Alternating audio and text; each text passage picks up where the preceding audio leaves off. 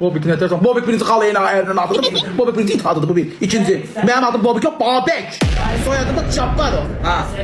Elə hazırlaşacağım ki, elə bir klasik şalvar giyinəcəm ki, elə bir ağır başqa alacağım ki. Heç nə görüşməyəcək. Kızı da kıpkırmızı giyindirəcəm.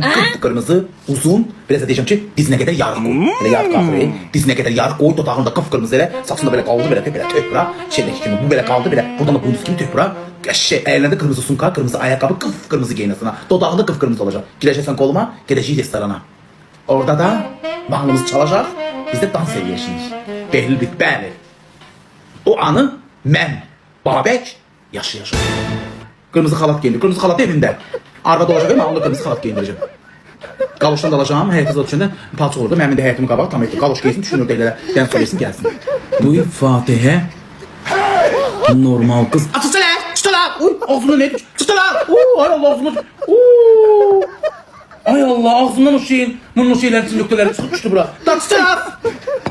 Hele deyim mən gözümə salmaq istəyirsən. Ağzımdan.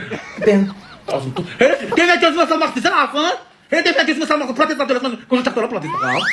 Hele deyim mən gözümə salmaq, başarılı niyə salmaq, mən gözümdən düşməyəcək. Bildin deyil. Heç kim onu mənim şeydir. İşte yok kaka dişlerim düşmedi. Allah dişlerim düşmedi. Kaka Allah. Tanrısı bunun şeyi var. Bak kaka. Mucizedeki o şeyler var ya. Ağzını tutmuştu.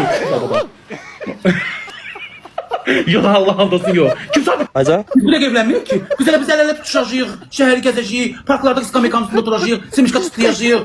Sırçık el ele gezeceğiz. Bir de evlenmiyor ki. Kız olma. Oyna ne olur? Oyna ne olur ki? Parkta oturanda simiska çıktığında ne olur?